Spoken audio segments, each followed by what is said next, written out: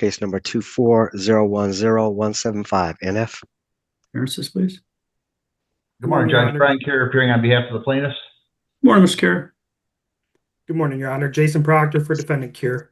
Morning, Mr. Proctor. Morning.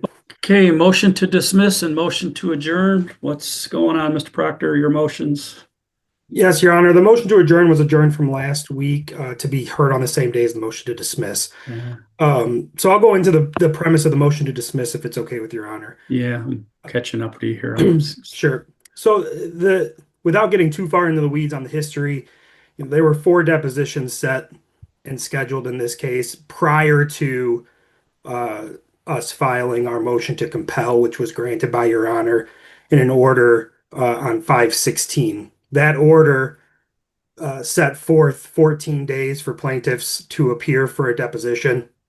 The same day that Your Honor ruled on that motion, we reached out to plaintiffs' counsel to set the deposition within that time frame. We got no response to that request, so we arbitrarily set it within the time frame, giving as much latitude as possible. We set it for May 28th. The day before that deposition was set. So just so I'm clear, this case was filed by the plaintiff, Mr. Edwards, 1 year ago in July, so almost a year old. 4 dep notices, 1 court order, and there's been no plaintiff's dep. Correct. I can only conclude Mr. Edwards just doesn't care about the case, and I'll just put the nail in the coffin. I'm not dilly-daddling anymore, but go ahead, Mr. Proctor. I mean, it's just ridiculous.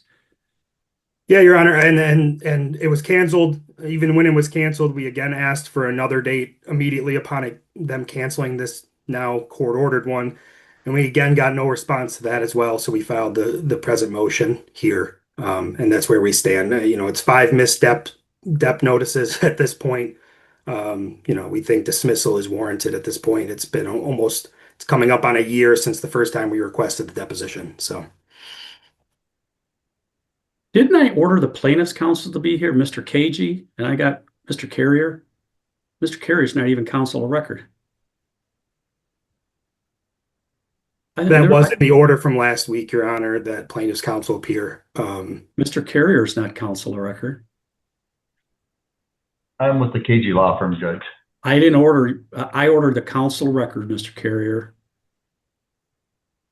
You know, it's funny, but I drive by your office building all the time. I had to chuckle the other day. It says 1-800-KG cares. KG don't care today. KG don't care about Judge Allen's orders. KG don't care that Judge Allen wanted KG here to tell me about this issue. KG's not here to tell me why a dep has to be noticed 4 times and no plaintiff's dep. KG's not here to tell me why after a court order for a plaintiff to be deposed, he's not here. KG's not here to tell me that after 1 year of litigation, we don't have a plaintiff's dep. KG don't care. That sign ought to be changed. 1-800-KG don't care. Because KG don't care about Judge Allen today and his orders in this case. Go ahead, Mr. Carey. Tell me what you're going to tell me. But I'd quit digging fast. This court entered an order on May 16, 2025, indicating that the case should be dismissed if plaintiffs fail to appear within 14 days absent good cause. I'm just here to let the court know that we do not have good cause from the plaintiffs for their failure to appear. That was the only purpose of my appearance today, Judge. Well, holy be. All right. Finally, we get some reality here. Case is dismissed. There's no cause. It's been ordered. Anyway, Mr. Proctor, submit an order. Case dismissed. The other motion's moot. Thank you, Your Honor. I'll do so. All right.